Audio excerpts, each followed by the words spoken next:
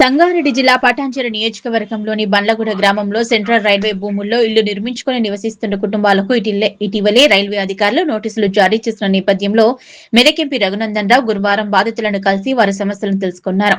ఈ సందర్భంగా ఎంపీ రఘునందన్ రావు మాట్లాడుతూ గతంలో ఈ ప్రాంతంలో రైల్వే మార్గం వినియోగంలో లేకపోవడంతో కాలక్రమేణా ఆ భూముల్లో ప్రజలు నివాసాలు ఏర్పాటు చేసుకున్నారని, ఇటీవల రైల్వే అధికారులు ప్రతి ఇంటికి నోటీసులు జారీ చేసి గుర్తింపు నంబర్లు నమోదు చేశారని బాధితులు ఎంపీ దృష్టికి తీసుకువచ్చారు. బాధితుల నుంచి పూర్తి వివరాలు తెలుసుకున్న ఎంపీ రఘునందన్ రావు వెంటనే రైల్వే అధికారులతో ఫోన్లో మాట్లాడి సమస్యను మానవతా దృక్పథంతో పరిశీలించాలని కోరారు. పటాన్చెరు రైల్వే సేవలు రావడం సంతోషకరమైన విషయమే అయినప్పటికీ పేదల ఇళ్లు కోల్పోయే పరిస్థితి ఏర్పడడం బాధాకరమని అన్నారు. బాధితులకు న్యాయం జరిగేలా రైల్వే అధికారులతో చర్చించి తగిన చర్యలు తీసుకుంటామని హామీ ఇచ్చారు. అనంతరం పటాన్చెరు రైల్వే స్టేషన్ ప్రాంతంతో పాటు పాత ఈఎస్ఐ ఆసుపత్రిని కూడా పరిశీలించారు. ఈ కార్యక్రమంలో మాజీ కార్పొరేటర్ మెట్టు కుమార్ యాదవ్, మాజీ ఎంపీపీ యాదగిరి యాదవ్, బాధిత కుటుంబాలు తదితరులు పాల్గొన్నారు. ఈరోజు పటాన్చెరు జిహెచ్ఎంసీ పరిధిలో ఉన్నటువంటి బండ్లగూడ అనేటువంటి పాత పంచాయతీకి రావడం జరిగింది. ప్రస్తుతం పంచాయతీ పోయి మున్సిపాలిటీ పోయి జిహెచ్ఎంసీ అని గ్రామం రూపురేఖలు పూర్తిగా మారిపోయినాయి. పటాన్చెరు రైల్వే స్టేషన్ ప్రారంభమైన సందర్భంలో ఈ బండ్లగూడ గ్రామ పంచాయతీ పరిధిలోంచి, అప్పటి గ్రామ పంచాయతీ ప్రస్తుత జిహెచ్ఎంసీ పరిధిలోంచి రైలు పట్టాలు వేసి కొంత ల్యాండ్ అక్వైర్ చేసి పటాన్చెరులో రైల్వే స్టేషన్ కట్టడం జరిగింది.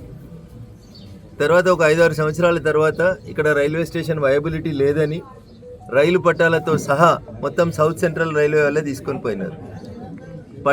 రైలు పట్టాలే తీసుకుపోయినారు కాబట్టి ఈ భూమి ఇంకా రైల్వేకి అవసరం లేదేమో అనేటువంటి ఉద్దేశంతో కొంతమంది పేద ప్రజలు అంతకుముందు తమ తాతల నుంచి వారసత్వంగా వచ్చిన భూమి కాబట్టి దీనికి మేమే హక్కుదారులమని చెప్పి భావించి చిన్న చిన్న ఇండ్లు 100-150 గజాల లోపల చిన్న చిన్న ఇల్లు కట్టుకోవడం జరిగింది.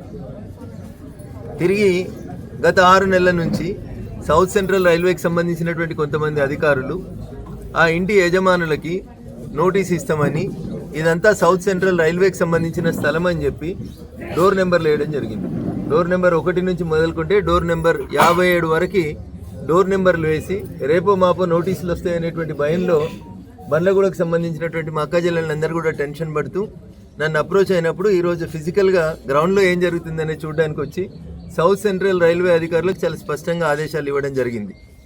రైలు పట్టాలు వేసినప్పుడు తీసుకున్న భూమి ఎంత, ఎవరెవరి దగ్గర నుంచి తీసుకున్నారు, ఎంత నష్టపరిహారం ఇచ్చినారు, మీ సౌత్ సెంట్రల్ రైల్వే బౌండరీస్ ఏంది, దీనికి సంబంధించినటువంటి మొత్తం ఫైల్ని రెడీ చేసుకొని వస్తే వారం రోజుల తర్వాత సౌత్ సెంట్రల్ రైల్వే అధికారులు, జిహెచ్ఎంసీ అధికారులు, రెవెన్యూ అధికారులు గ్రామ ప్రజలతో కలిసి మళ్ళీ ఇక్కడే బండ్లగూడలోనే కూర్చొని ఈ సమస్యకి ఒక శాశ్వత పరిష్కారం తీసుకురావడానికి ప్రజల ఓట్ల చేత గెలిచినటువంటి ప్రజాప్రతినిధిగా మీ పక్షాన నిలబడతానని చెప్పి ఈ సందర్భంగా తెలియజేస్తూ కొద్దిగా సంయమనం పాటించండి, సమయము ఇవ్వండి.